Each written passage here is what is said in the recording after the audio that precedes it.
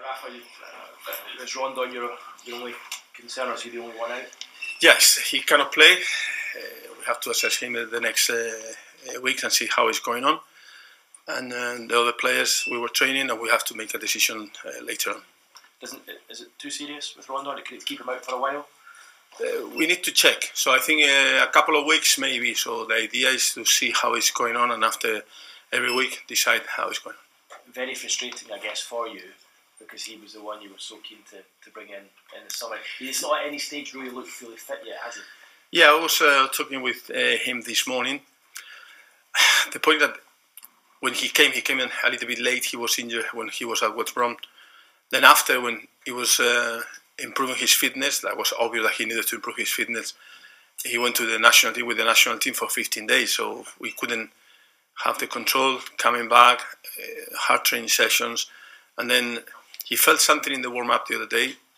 So we were watching the game and we said, he's not fine, and we have to make the substitution. So some people watching him say, he was not doing this, but he couldn't. He was trying. He was because he was not playing. Obviously, he wanted to impress, and he couldn't, and that's it. So now he's injured, and then we need to manage with the rest of the players. You got the hard-earned point last week at Crystal Palace. Do you think that set you up now to try and get that first win of the season on the board? Are the team in a good place for that? Yeah, I think if you analyse all our games, the team has been very close to win and sometimes close to lose. Crystal Palace is a game that people in their heads, they have the last two chances that they had it during the game, but we had the control of the game. We have some situation that if we were a little bit better in the final pass, we could be in front of the keeper, or we'll have some good chances. So overall, I think the team is strong enough to compete, and that is the main thing. And if you compete against the teams at the top of the table, it's always more difficult. If you compete against other teams, you have more chances. What means that when we talk about Leicester? Leicester City is a very good team, we know. And his record against Newcastle United is good, so we know that. But at the same time, we are confident that we are working really hard, and the team can compete against anyone, and Leicester will be the first opportunity for us to get 3 points. Without Rondon in the team, does the lack of goals elsewhere, in addition to that, does that concern you? It's funny because last year the top scorer was Hajote with 8 goals, and Dwight scored 6, and people were talking about maybe we are missing this, we are missing that. We didn't have too many last year, so the idea of Rondon was another kind of a striker with more mobility and strong enough, and then we have to replace Dwight and to do the swap. And we brought Muto, that is a good player, but still he needs to settle down and adjust to the Premier League. So for us, it's not a question of one player scoring goals. We have players that they were scoring from the midfield or even defenders. Lascelles scored, I think, 3 last year. So for us, it's a question to be as strong as we were as a team last year, and then we will score goals. How many, we will see. But the main thing is we have to win games, doing the right things, and the right things for us is to stick together and work as a unit. I think we were all surprised to see Mike Ashley return to watch Newcastle last weekend at Selhurst Park. Were you surprised to see him there, and do you know if he'll come back again this weekend? I was not surprised because I knew that he will go, and what I said before is what I say now. So if the owner wants to be around, that is positive. So it has to be positive. So I don't see any problem with that, because it means that he cares or is supporting the team. Hopefully will be the case in the next weeks and months. Do you have any information as to whether he'll be there tomorrow? I'm not sure 100% because it depends on him, but if he comes, it's fine, good, positive. Have you spoken to him since last weekend? Not really, but I have my communication with him through Lee Chaney, that I had yesterday a conversation with Lee, and we were talking about everything. There's been a couple of reports during the week about a potential meeting between yourself, Mike Ashley, and the rest of the board, a recruitment meeting. Are you able to tell us if that is the case? I think you were, not you, you as a journalist, you were creating something that is normal. We had meetings at the end of the transfer window, and the scouts, normally the scouts, they need some time, some holidays, and it has to be in September, because they finish and then when they go. So coming back is when you have a meeting and then you start talking about the future. So I met yesterday, I met Steve, I met Lee, different times, but just talking about in general everything. And we'll have this meeting with the scouts. It's just to be sure that we know what we are looking for, and that's it. It's not a special meeting. It's just a normal meeting. And finally, from me, Kevin Keegan, a former manager, this week in the launch of his book, very scathing about certain things in his time here as a manager and the owners at the time. Have you experienced anything like that, the kind of things he's been speaking about? I'm sure you're aware of it. I will tell you what I remember about Kevin Keegan that was great here, and I would like to do as good as he did here.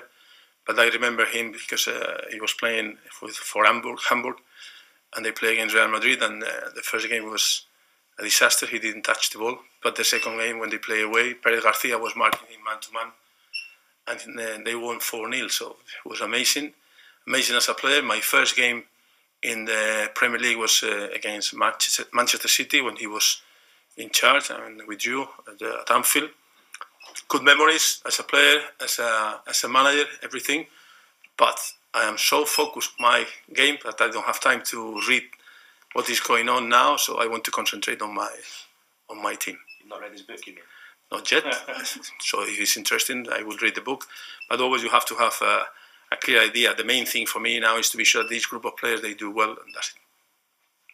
Rafa, you've been talking about the need to bring goals from the rest of the team, not just the strikers, but particularly with Rondon out. Is there a confidence element to that, trying to bring that out of the players, give them the confidence that it's not just the strikers they have to rely on, they can do it as well? Yeah, everything that we do in the training session is just to be sure that we have bodies in the box. So after, when you don't have the ball and you don't have too much possession, you have to defend. But as soon as you regain, you try to be there.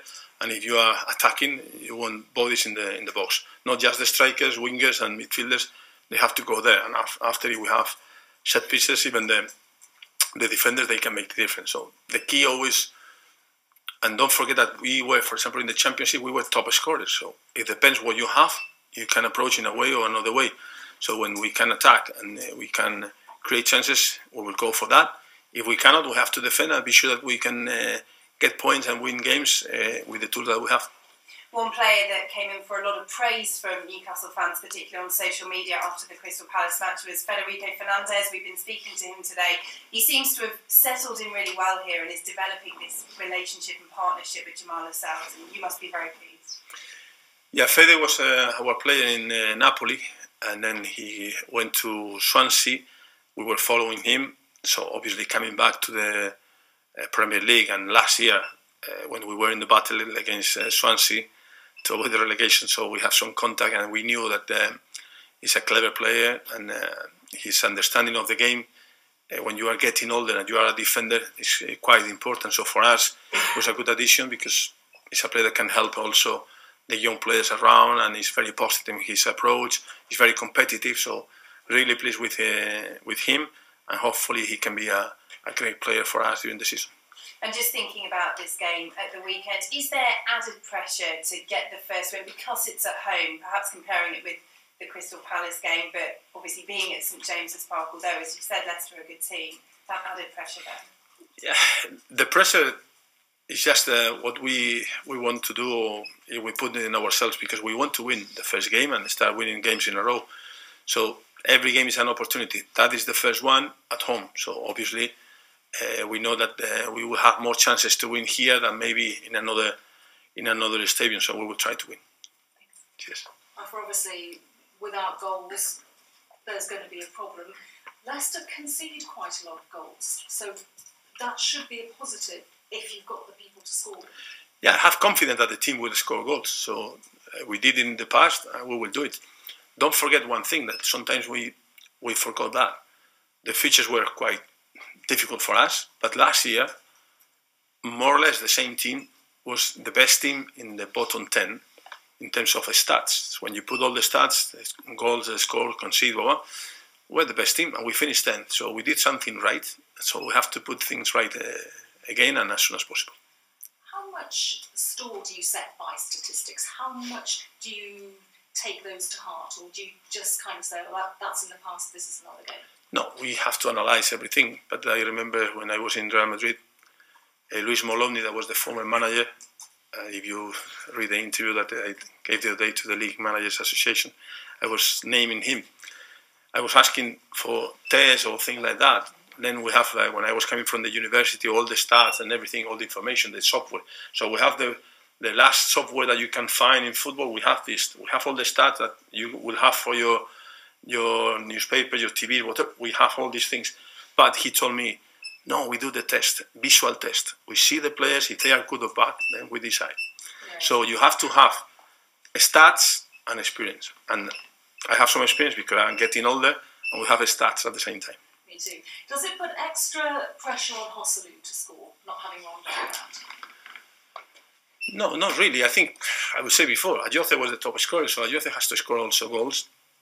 But Richie or Kennedy or anyone playing up front, they have to be there. After, I'm not really worried if one player misses a chance. I'm really worried if he doesn't go there, but he has to be. So if we create chances, we will score goals. More or less, it depends at the end of the situation or the keeper or whatever. But we have to be there.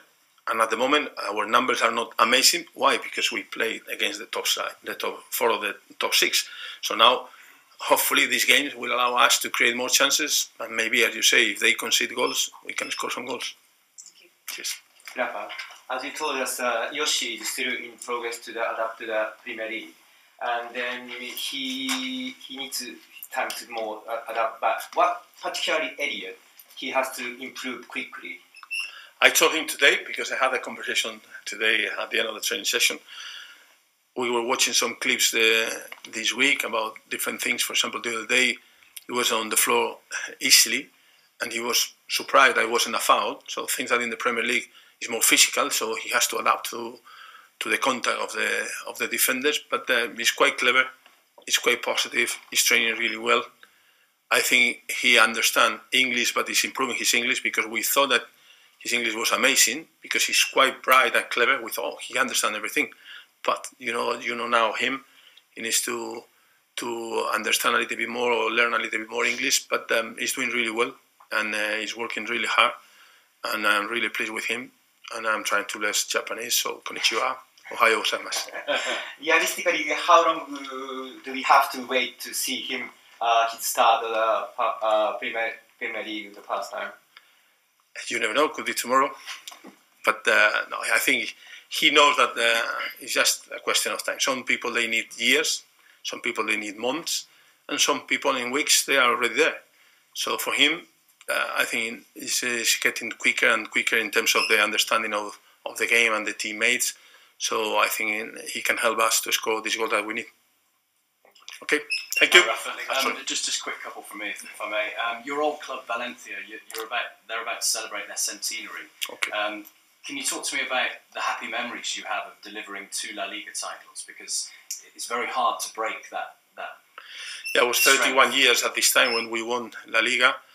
And with Barcelona, Real Madrid, Atlético Madrid, Sevilla, Villarreal, at this time Deportivo de La Coruña was very, very difficult. And then everybody was so excited at the beginning.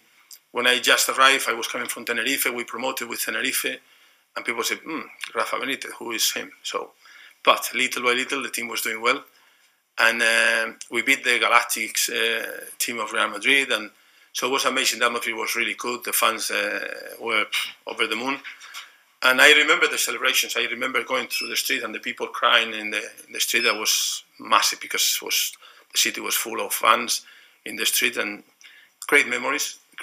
And I have a lot of friends calling me all the time, even journalist friends, and everybody is excited thinking about that. Do you think it can happen again? Because since Depor and Valencia... In Valencia or in Newcastle? No, Valencia. Valencia. Do you think Valencia... Can they beat Madrid and Barca again? I will tell you that last year they were doing really well with Marcelino, doing a great job. This year they have some problems at the moment, but I think that they can be higher.